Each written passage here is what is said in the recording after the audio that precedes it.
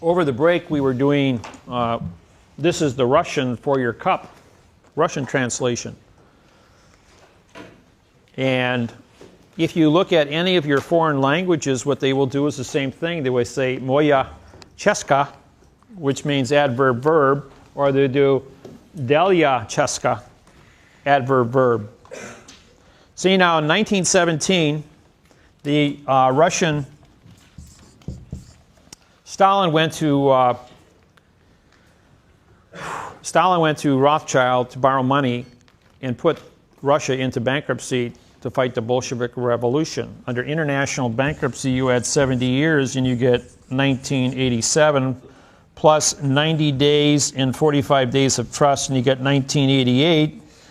And what happened in 1988? President Ronald Reagan said, "Tear down that wall, Mr. Gorbachev." Well, guess what happened at the stroke of midnight? About an hour after he said that was the stroke of midnight. In the 70 years, international bankruptcy plus 45 days of trust plus the 3-day Lemon Law and 90 days to become sovereign expired. Ronald Reagan knew that. So by him making the statement, everybody regarded Ronald Reagan to be this big hero that brought down the Iron Curtain. The Iron Curtain was no more than the expiration of the 70-year international bankruptcy trust. The Russian bankruptcy dollar went from $1 to 10 cents. And then Russia got their heat turned off for the next 10 years because they had no commerce to import. They cut down half of all the trees in Russia, the Black Forest. Then they discovered they had gold and uranium and coal and tons of oil, and they dug it all up, and now they export it, and the ruble is back up on standard. But they're just barely becoming capitalistic, and they're just finally coming out of the 1988. It's been 23 years, and they're getting themselves back on their feet. But they've been out of bankruptcy as a sovereign country, exporting their oil and their coal and their gold to rebuild their country, their infrastructure. So, and Stalin built all the railroads, and by sending human beings to the Gulag to mine gold, to send to Moscow to build the railroad, and these people would work until they starved to death, and they genocided 200 million people to mine the gold and the resources to build a new infrastructure of Russia, because they had no resources or food to feed the people. So they had to reduce the population because they couldn't import the food nor grow enough food to feed the people. They didn't have technology. These are events that take place when a society breaks down. And they dealt with it internally. They didn't want anybody knowing what their problems were. You guys got the same thing down here. You have your timetables. When your bankruptcy took place, and you're still in bankruptcy, but by the time you become sovereign, and you may come out of bankruptcy before that because you have, I don't know, probably 1,000 gold mines that are punching out stuff. Your dollar's worth more than U.S. currency today. You control 20% of the world's lithium out here, which is going to be the battery technology of automobiles. So you guys got a lot of resources. You got all your oil reserves offshore as well as onshore that you're discovering. So you guys got lots of years of resources to keep Australia up and running. But you know what? The Aborigines own the land, and everybody else has trespassed on it. So that's why they're looking to me to, under Robert's Rules of Order, set up a government of corporation. Whereas they used to be in faith, they realize that corporate structure is the only way that they're going to survive in a corporate world and maintain the status quo of their assets. Yes, Sam? Some of us here have been to courses where we have heard that the Australians have printed out as much as 10 times the amount of fiat money or paper money as opposed to the amount of gold that the Federal Reserve has got in stock. Therefore, throughout history, the gold value has increased and the paper value has decreased to meet up at some point, looking at a variety of graphs which have been sent through the email. From what you've just said, is that Australia, due to its natural resources, may come out of bankruptcy much earlier than 2022, I think was what you had on the board. Right. Because of our resources. How you shook your hand from left to right, which means you didn't agree with the fact that the currency, or I should say the paper money that we have, is that much of a difference between what we have in reserves and what is actually in circulation. If your government wanted to pull all the gold out of the ground, and we wanted to pull all the gold out of our ground, and the Russians wanted to pull all the gold out of their ground, and their coal and their oil and all their mineral resources, there'd be such a surplus of everything that it would devalue all of its values. Okay? Money is just a means of exchange on any given day. And how deep in the ground have you dug? 100 feet? Okay, you can go down 50 miles and find stuff, you know. They got mines down in South Africa that are 3,000 to 4,000 feet deep. 50 miles is 80 kilometers. No, you say if you go down 50 miles in the ground, you can probably still find gold down there, you know. But the temperature, when you get down to a certain level, it gets hot because now you got heat from the earth coming up. You know, if you go down only I don't know, I think it's 20 feet in the ground, the temperature is 50 degrees year round. I don't care if it's the Arctic or it's in the middle of a desert. The temperature is the same underground. All the caves in the world maintain their same temperature year round because it's an underground. So all this stuff about the papers not being worth any because it's not backed by gold, what's your view on that? That's nonsense. You got to what are your roads worth in this country? That's backed, you know, your roads, your buildings, your cars, your infrastructure, your intellectual intelligence, the minerals in the ground are still there. You can sell, you buy stock in Hecla mines based on how many ounces of silver and gold and copper are still in the ground and what it's valued at. And then they go ahead and they take the daily exchange rate and they multiply it times what the reserves are in the ground, and that's what establishes the price of the stock. It has nothing to do with what's already above the ground. No, that's irrelevant, because what they do is they pull all this gold out of the ground and they refine it down to probably a 25%. I was up in Alaska. I went up to Fairbanks, Alaska. This lady picked me up at the airport because I did a seminar up there just back about 8 years ago. She says, "Hey, how'd you like to see my $3 million? And I'm going, "Where do you keep it?" She says, "Come on, I'll drive you over there." And she drives me over. It's about 5 miles out of town. She says, "That big pile of dirt there, it's about 50 feet tall, just a big pyramid." I says, "This is a nice Cadillac, brand new 2002 Cadillac." She says, "Yeah, I took 2 5-gallon pails of dirt off of that pile to buy this Cadillac. That's how rich the gold is in that pile of dirt." She says, the machine came through here and they dug up my mine, they separated it all out and gave me this big pile of refined dirt.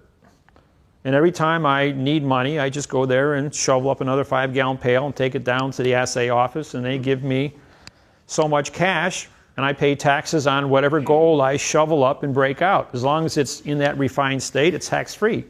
Can I have her address? Point is, that's the way everywhere. You go down to all your mines all throughout Australia, they will dig it out of the ground, and they'll pile it up there. They know exactly what its assay value is per ton, and as long as it maintains a specific ore to dirt ratio, it's tax-free sitting there. And of course you have security cameras around there. Nobody's going to go up and pick a 5-gallon pail up and walk off property with it. So, and as long as the gold is, like right now, it's $1,000 an ounce. They know exactly how much they need to run the business and refine it, pay the taxes, pay the insurance, satisfy the shareholders, and not disrupt the status quo of how many ounces of gold are available planet-wide. So they keep the price stable. Mm-hmm. Then they go ahead and they say, well, you know, if gold jumps at $2,000 or $3,000 an ounce, that pile of dirt just might disappear overnight. And that's how fast they'll refine it down. Okay. Now you also mentioned in your answer before that what the roads, what the buildings are worth. That's all part of value. So you're saying the dollar is backed by Infrastructure. infrastructure as well. Yes. So the money that the country has borrowed, what is it, 78 billion or something that we've borrowed over the last couple of years, that's gone into infrastructure, that's a solid investment into the dollar. Right, because inflation is going to just keep on what it costs to build today versus what it's going to cost 10 years from now is going to be totally different. So there might not be a complete waste of money putting all this money into the country.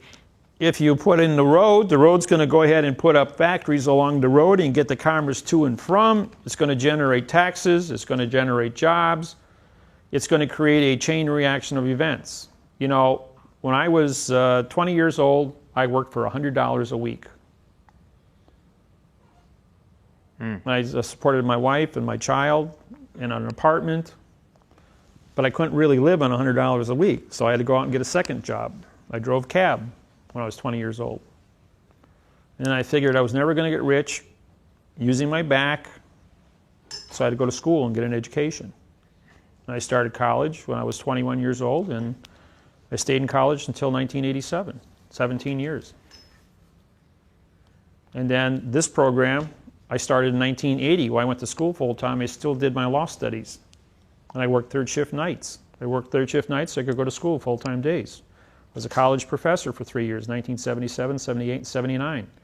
I taught welding technology, metallurgy, and blueprint reading through engineering. Blueprint. Blueprint, right. Blueprint. You have to have a blueprint to build a building. You have to know what the symbols mean. You have to know you have to know the coefficient of expansion of metals, gases, concrete, glass, and how they interface each other, how you mix them together, all those kind of things. Engineering courses, metallurgy courses. I took all that stuff. I was curious. He who controls metal controls the world. Everything's built out of metal. This building's got a superstructure of metal.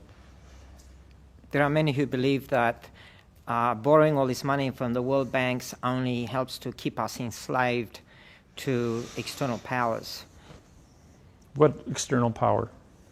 The world banks, the Everybody five files families, bankruptcy. They just run the bill. Rothschilds. Okay, they build this hotel complex in Austin, Texas for $700 million. That means they got to get like $2,500 a night per room. That's ridiculous. Nobody's going to pay that. So as soon as the guy gets done building the building, he files bankruptcy. And the building is sold for cash at auction for $50 million. Now the guy can afford to rent the rooms out at $100 a night and fills the whole place up. And who got stuck? All the contractors got stuck. But the contractors who participated in that had borrowed their resources from the iron company, right?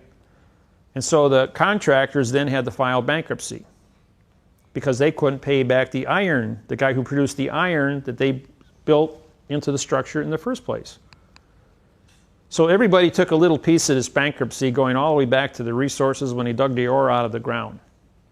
The end result is they got this beautiful building where they can afford to get $100 a night and they paid for it in cash at a bankruptcy auction. Doesn't make it right. No, it's stealing. It's legal stealing. It goes on all the time and it has been throughout history. 3 years ago, the house down the street from me sold for $139,000. Last year, I tried to buy it for $29,000, and while I was here in Australia in October, it was sold at auction for $4,900, cash. Damn. Yeah, that's right. And you buy a house for $4,900, and you get $900 a month rent for it. Pretty good return, wouldn't you say? 100% a year for the rest of your life. Nice retirement paycheck. Do that on 10 houses, and you're living on a cruise ship for the rest of your life. Okay, thank you. There's no shortage of ways to make money. There's a shortage of ambition to get the money made. Question? Hello again. Maybe I heard wrongly, but you named natives, not only of this country, but other countries as well, as Aborigines. Is it the way you pronounce it?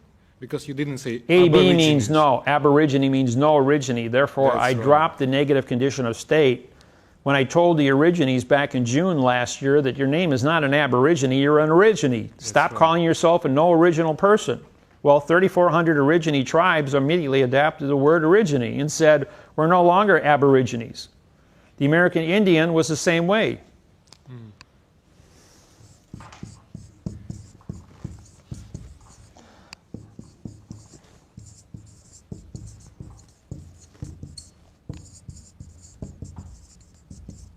That's what Indian means, no original contract.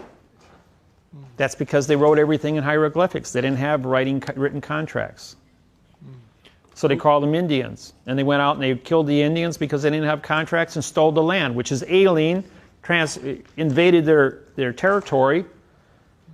And the Americans, back in 1880, they gave the Indians blankets that had smallpox on and chickenpox, and they genocided them through germ warfare. Common.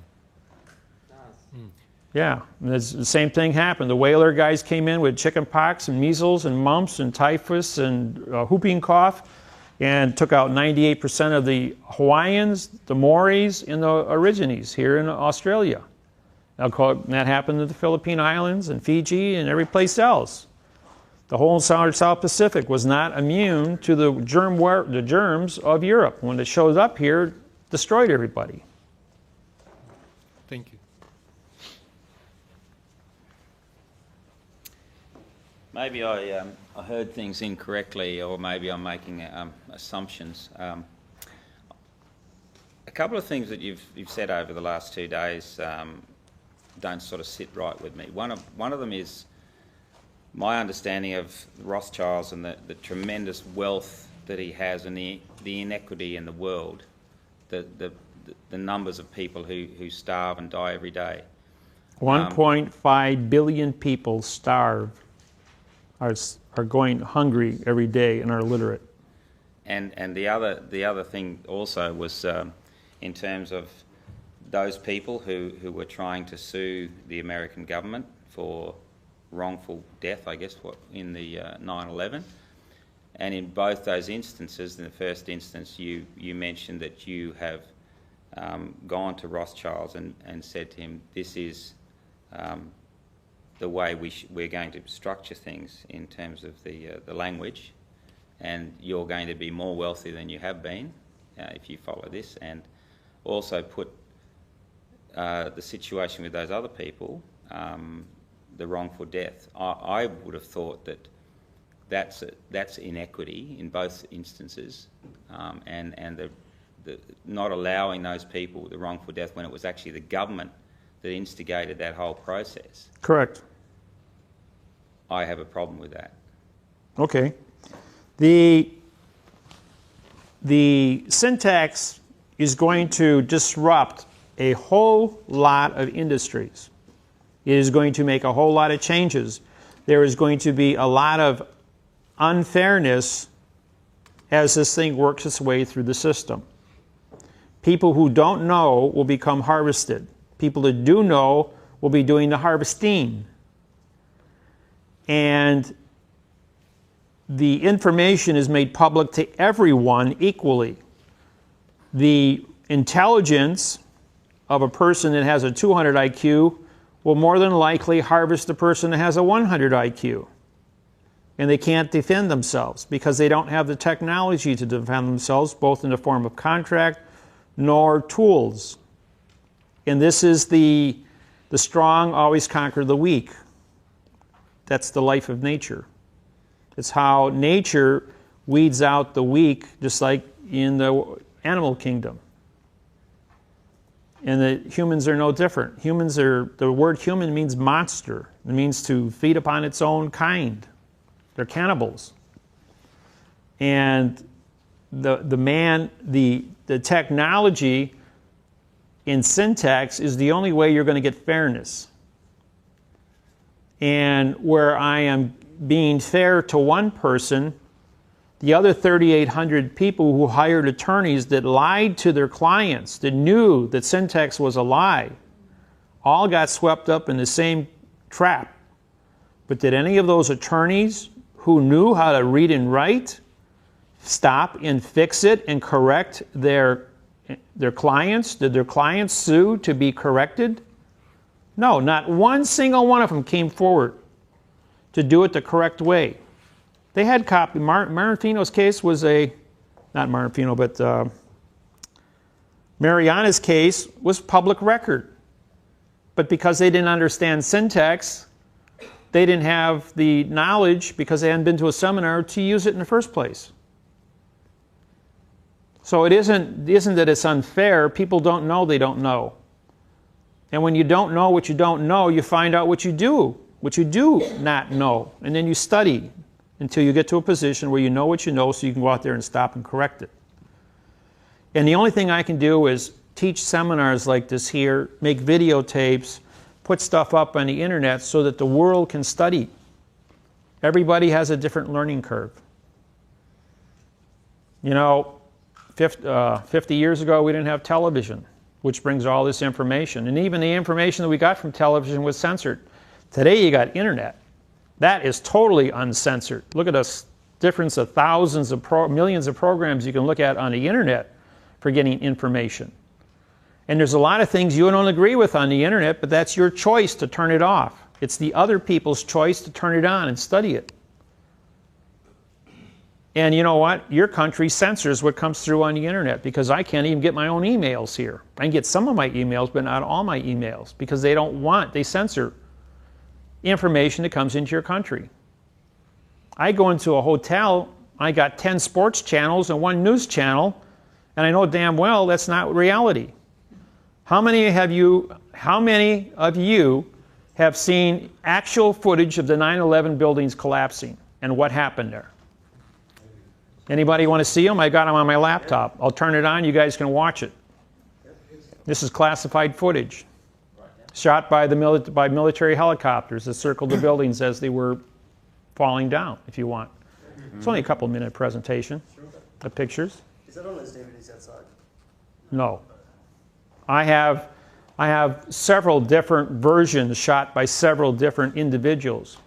Because I am who I am, and I have a worldwide network, I get information sent to me continuously of classified footage from people who are there at the sites. I've been to the World Trade Center site myself.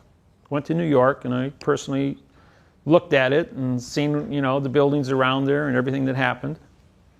I was at the Pentagon the day after it got hit. I had one of my students, when the Flight 93 was supposedly shot down or fell down out of the sky, they said an F-17 came down, shot the thing, and took off, went back up into the clouds. It was a military strike. And when they hit it and they vaporized it, because they got the tools that will vaporize things, that will take aluminum and steel and carbon fiber and reduce it to a single atom of smoke through electromagnetic pulse. Just like the World Trade Center came down as a big giant pile of dust. So they got toys out there you don't even know about.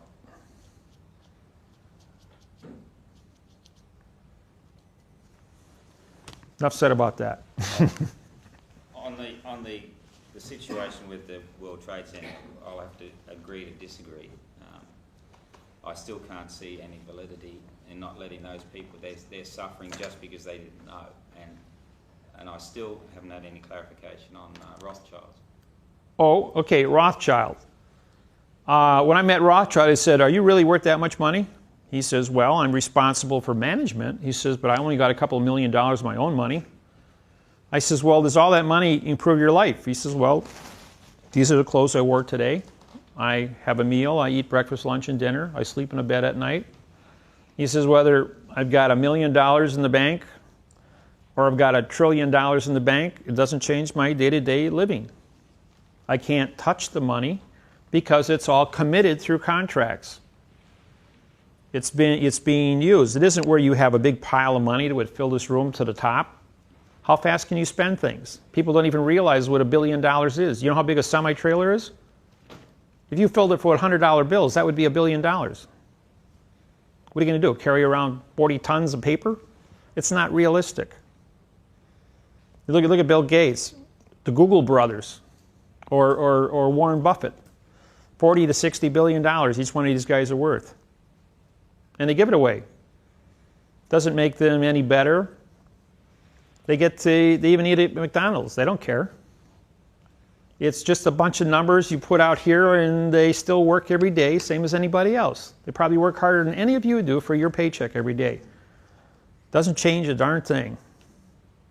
I'm financially independent. I